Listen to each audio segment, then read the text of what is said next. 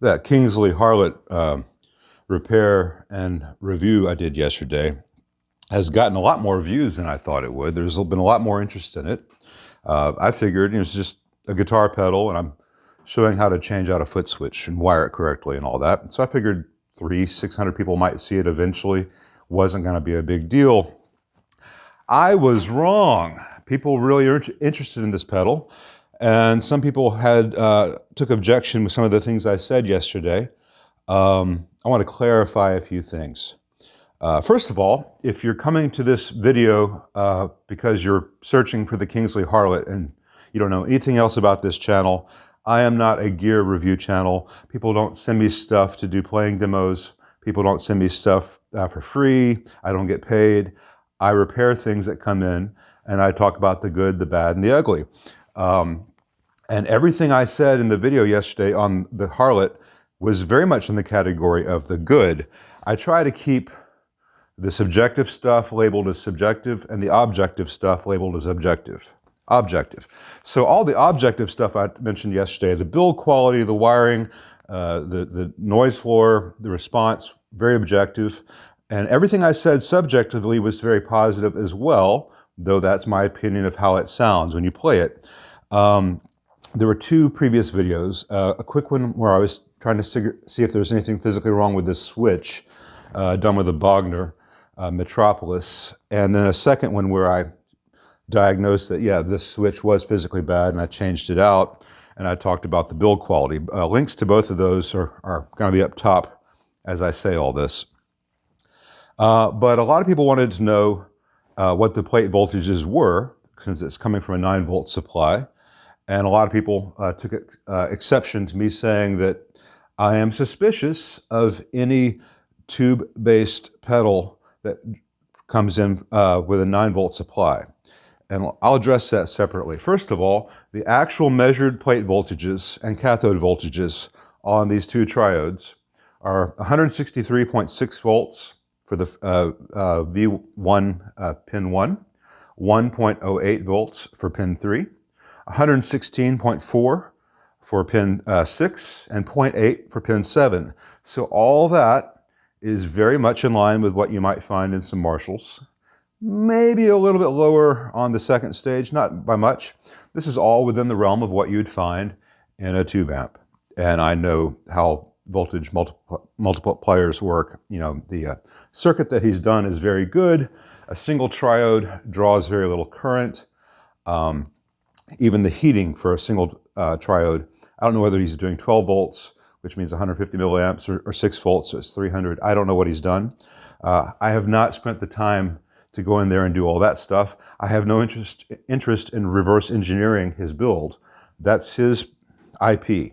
I could do it. I'm not going to be making a copy of this.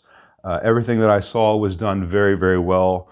The high-tech stuff was done very well to high-tech with the PCB and all the components here. All the old school stuff was done very, very well. It's a really well designed, executed, and built pedal. But I historically have seen a lot of tube pedals, man. It's got a tube in it. And a lot of guys slap a tube in there, and they may be running it at low voltage, may not have enough current that it needs. ART back in the 90s was real bad about that. They put a tube in there that did nothing except add noise and glow. And there are a lot of tube pedals out there that have all kinds of vents for the tubes, and all the dust gets in, and those pedals always end up being noisy because dust gets in everywhere, it gets into all the pots. This doesn't have that, it doesn't need it. The 12X7 doesn't get that hot. I'm a fan of this pedal, and I'm not a fan of this pedal because I know anything about Kingsley. Until this pedal came in, I'd never heard of them. I haven't even looked up on the website.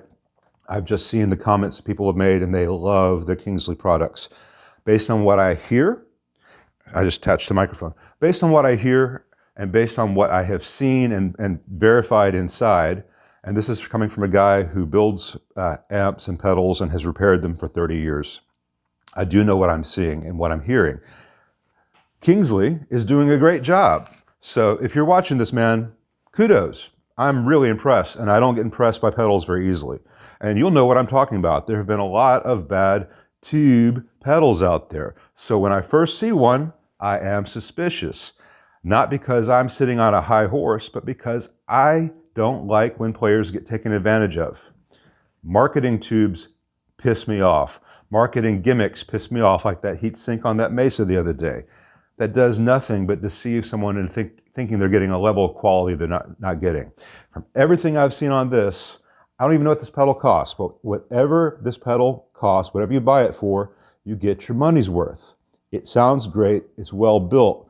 With any tube-based pedal, there is inherent risk of dropping it and the tube breaking. So baby it, take care of it. That's just a reality, it's a trade-off.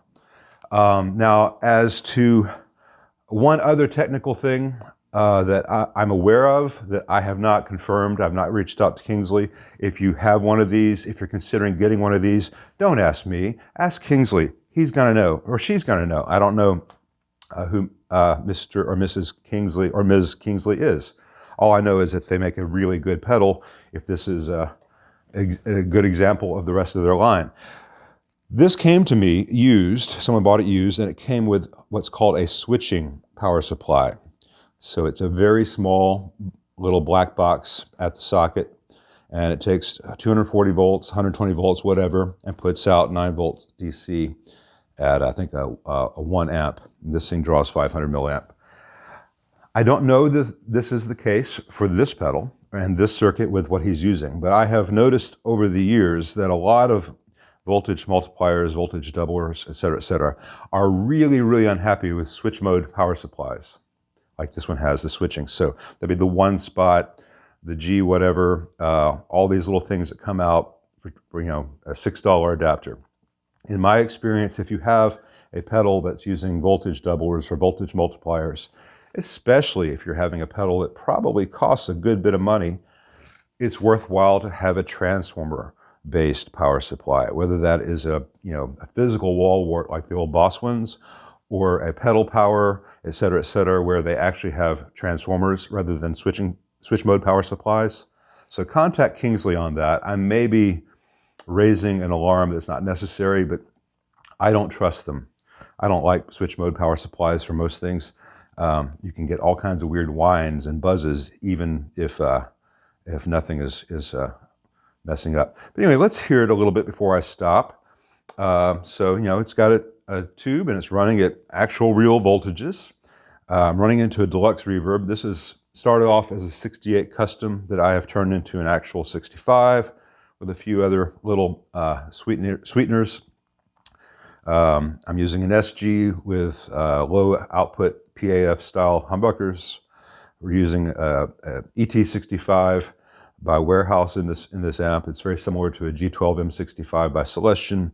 There's an SM57 about an inch to the left of the dust cap, and it's run straight into a Scarlett by Focusrite, straight into the computer. No sweetening, no EQ. So here's what it sounds like.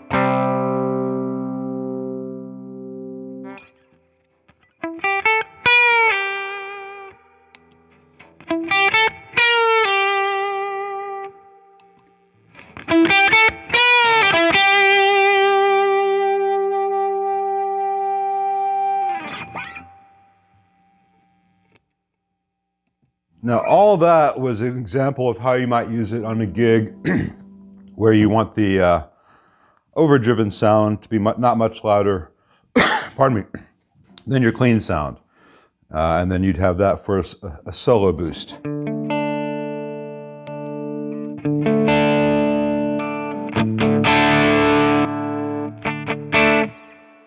And that's one way to do it, with the gain kind of up and the volume kind of down. Let's see how this does with the gain down and the volume up to really hit the input of the Deluxe Reverb as more of a boost. I bet this thing will do pretty darn well. So I'm gonna keep it on the medium bright and the full lows. I've not looked up how they describe these. That's what sounds good to my ear. I like this for the aggression and that for the smooth. And I like the fuller lows with this Deluxe Reverb. If I were running into a Marshall 4x12, I might go to the tighter lows setting. Anyway, let's turn the gain down and the volume up. Now, this is not meant to be a full demo. I'm not going to show everything that it does. I'm not going to be doing a bunch of fancy riffs. I want you to hear what the guitar sounds like into a Deluxe Reverb with and without the pedal. I think every pedal should be demonstrated with the Deluxe Reverb or a Twin or some other well-known bass line.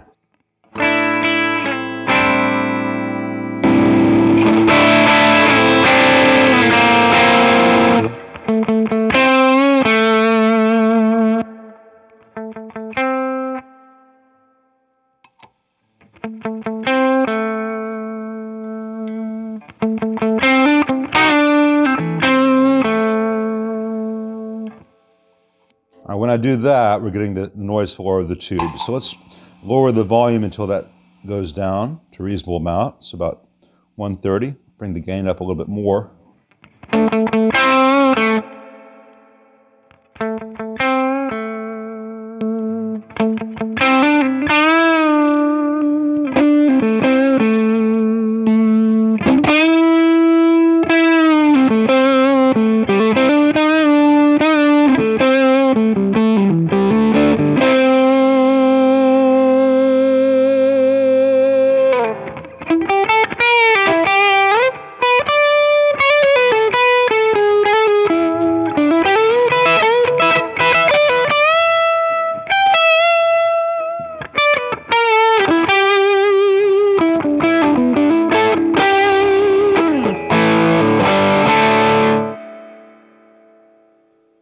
And also for you who are new to the channel, just discovering this because people are searching for the Kingsley Harlot videos, there are a lot of guys on YouTube who play better than I do.